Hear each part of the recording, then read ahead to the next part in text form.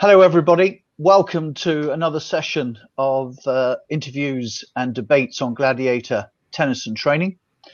This one is about the possibly the dichotomy of gladiators that are used to playing for self, now playing for a team, and some of them massively improve their performance. You can think of Poulter in the Ryder Cup, Murray in the Davis Cup, and countless other examples of people that are world class, but somehow seem to find another gear or two when they play for team rather than self. So we have here today somebody that's going to have some penetrating insights without putting pressure on him. Phil Johnson, one of the few clinical sports psychologists out of the USA, and advises and consults and coaches world-class people, whether they be individuals like in show jumping and tennis, or teams like Champions League footballers.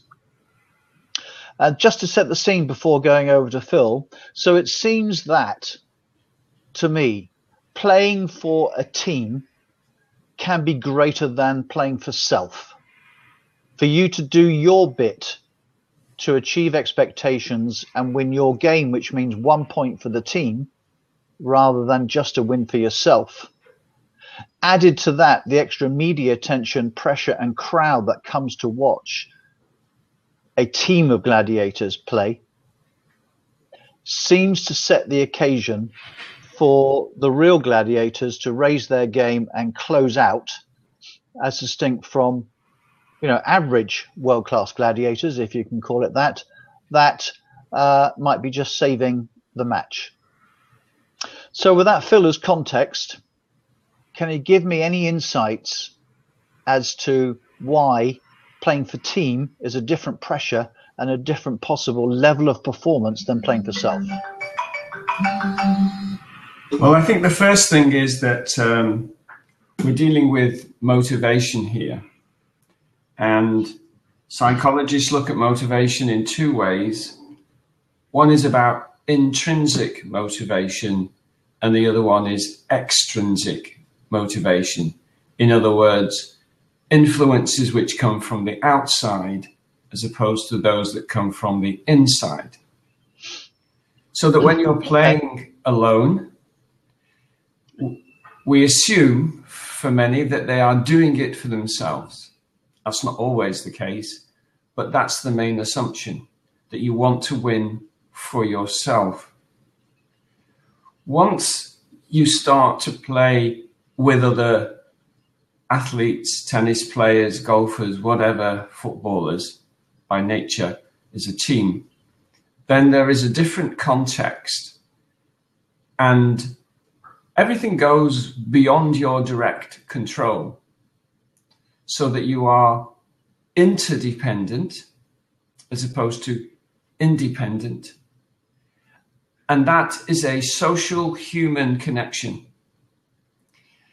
And so what happens is that motivation is then more extrinsically increased because you have a partner in your tennis doubles whom you're not only playing alongside, but you have sometimes agreed strategy, positioning, different skills, strengths, some might say weaknesses, where you are in a literal interplay, where you are communicating non-verbally and verbally. So is this like having a contract, a moral and a technical and a performance contract with one person in a doubles or many people in a team? Yes, very much so. And one can say the same for working in a company. Companies have mission statements. And in a way, teams also have an intent or goals that they wish to achieve. And so with each game, with each match, the doubles partnership, the team will have ideas where they have to work together in order to make it work to maximal potential. I just want to draw, it has just occurred to me, the analogy with the military. So much of gladiator training is based on military doctrine, and the way that Top Gun fighter pilots, SAS, and other extreme people train in order to raise their game when they have to. And it just occurs to me as you're speaking, when the military go into battle, whilst everybody is trained, the main motivation, I think, is to perform at your best because of your mate by your side or covering your back. And that might be why people choose to be in a small group of people like SAS or recce going out front, or with a group, a company, a battalion, just possibly. Well, that really is, if you pardon the pun, fight or flight. You are in a situation of high expectation. The environment now becomes another dimension of playing in a team and playing in the doubles. So, for example, when you're representing your country in Davis Cup, it attracts a different audience sometimes. It's more patriotic. That creates a goal, if you like, a motivation in itself, so that the expectation then on the performers is increased, but also is the support that they might have. So this is an external influence which is extrinsically motivating. And although crowds will support an individual player, when it's a national representative team, there tends to be a different quality to it. So as a player, you are dealing with the environmental elements, the context. You're dealing with the particular competition that you're involved in. And then you've got the issue of your tennis partner, or if it's in football, your fellow defenders, midfielders, attackers, and how you communicate with them. And so one of the big issues going from being a single player into a doubles player is about communication. So it's not just about the communication you have with yourself. It's the communication you have with your partner. It's the communication that you have with your opposition. And it's the communication that you have with the crowd that's watching. So the dimensions are expanded and become more complex. So there has to be much more preparation in order to be able to work together in the same kind of way. Because I was just about to ask you, because apart from it being an interesting interview, the aim is how people can take, well, what does that mean, and put it into their training. So I want to talk about specific preparation. Yes. Because most of the time, whether you're on the golf circuit or the tennis circuit, you're playing for self. And then you get thrown into a team situation, which is very different. And ditto, with the inter-services, you're playing for yourself, Army, and then you're at Wimbledon playing against the RAF and the Navy, and it's a totally different dynamic. So how can you train and prepare for this totally different dynamic which you're parachuted in? Well, we had a conversation in a recent meeting with us, where we actually talked about preparation in training for competition. And one specific thing that we talked about was the dress rehearsal, was in fact trying to have a real training game or match, simulating the competition environment. So that helps you to prepare yourselves for the interchanges that you make, getting used to each other serving, positioning yourself in front of the server, how you then adapt or move after the serve, and in the rallies, how one player, the server, may well be covering the back and you're covering the net and so on, so that you have role allocation. And in teams, when I work with teams, I look at leadership as part of the communication network. Now, as soon as you've got two people in a doubles, at some point you have a leader, even if there's two of you, because it's like a horse and a rider. You know, that the rider has to take control, even if it's 51-49 ratio. Really good point. And I think that in the doubles tennis, that leadership can change within the game. So that if you're serving, at that point, you are the leader of the doubles, because you're more in control. You have more view of the overall situation. And so it's like your pilot and the co-pilot is being supported from the back, so that they have a different literal perspective on something. And then when the other person is serving, they're more in control, they're taking the leadership. And with it, then, there is a responsibility for the communication being clearer and coming from a particular place. And it's how then you interchange with that, how you receive and give the communications, verbal and non-verbal, which helps to support the duo. Great. So that might be. So when you're playing singles by yourself, obviously it's a very lonely place. You're there with your thoughts and feelings. Yes. When you're playing doubles or within a team, now you have a coach or you have a co-pilot that you can discuss and have communication with. Absolutely. I think this is why when we look at the top tennis players in the world, particularly Djokovic, the mental toughness involved is very, very high. And we've seen with Murray over the years how temperament can affect performance.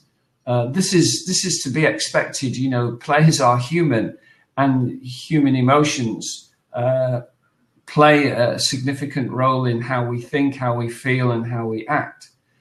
So the idea of being a singles player where you have total responsibility, but as much control as you can possibly have within that situation, to a doubles situation where that becomes a shared responsibility, but you then have to communicate in the right way in order that those responsibilities are clearly defined and understood. But then your original question was really about why is it that we are more motivated often when we're playing in a doubles or in a team. And I think that this is where you're no longer just playing for yourself. You are playing for your partner. You're playing for the other person.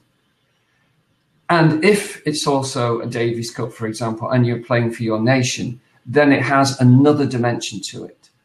And so isn't it interesting how in the doubles, you know, there's lots of hand slapping, even when your teammate makes a failed shot, you're not going over and saying that was rubbish, don't do it again, it's okay, let's focus. And so there's that support that you simply wouldn't have as a singles player. Very interesting.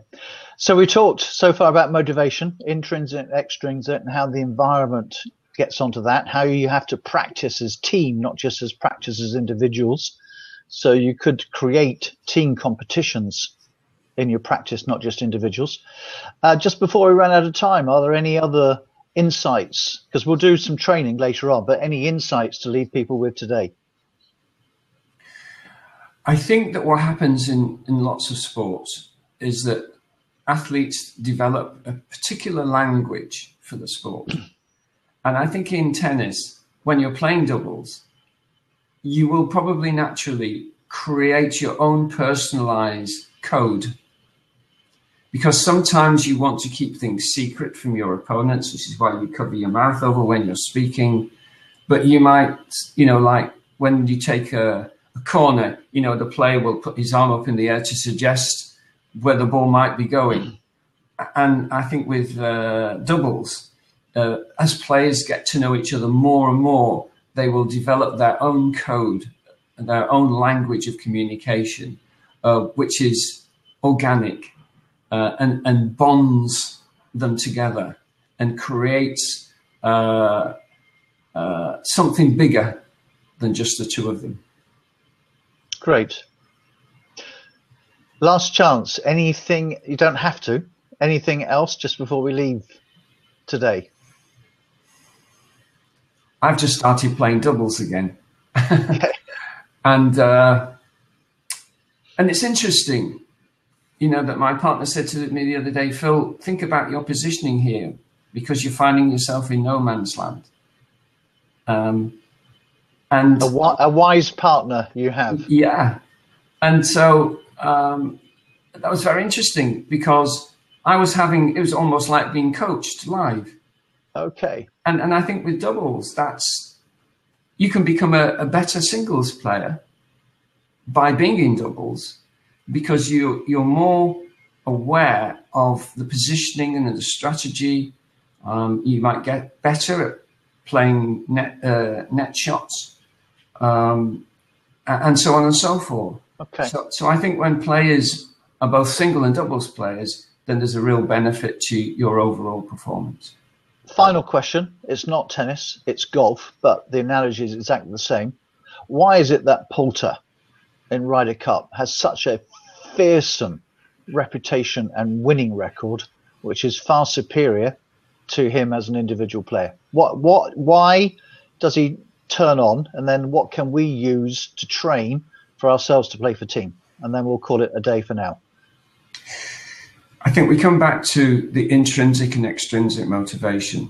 I did some research, probably 8 years ago, into this very topic, looking at amateur footballers during their career and those who chose to pursue professional football and those who chose to remain as amateur players. And what I discovered was that around the age of 15, those guys would actually choose to either stay in football and go for a professional, or stay in football to stay as amateurs, or stop playing. And there was a shift from extrinsic motivation, let's say it's 75%, to a minimum of 50, sometimes a minimum of 25%. In other words, at that point, they decided that they wanted to do it for themselves. Self-determination theory has researched this and has come up with the conclusion that unless you set goals which are intrinsically motivated, they're not going to work. So what I'm going to suggest for Poulter is that when he plays for himself, he is insufficiently intrinsically motivated. He's not doing it enough for himself. Whereas when he plays in the team, he is intrinsically motivated, but his intrinsic motivation comes from the extrinsic motivation of his team. So I think in that kind of conundrum is the answer for him to actually really believe that when he's out there on his own, that he can do it. Brilliant, brilliant insight. We're going to cut. No, truly, Phil, so lucky to have you on this blab. The final of the Davis Cup is late November, and around it we'll be undoubtedly launching Gladiator training, how to be big point player and win more matches. And we'll be involving Thomas Mensinger, the head of Gladiator Tennis, that also owns and runs fieldtennis.net, one of the great coaches of the modern game. And no doubt, Phil, will involve yourself as well. Thank you. Pleasure to have you. Thank you very much. And if there's anything that Gladiators can do for you at any stage, just give us a call.